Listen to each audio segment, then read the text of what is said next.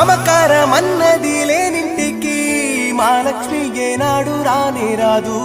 ఆప్యాయతన్నది లేని నాడు ఆ మనిషి బతుకసలు బతుకే కాదు.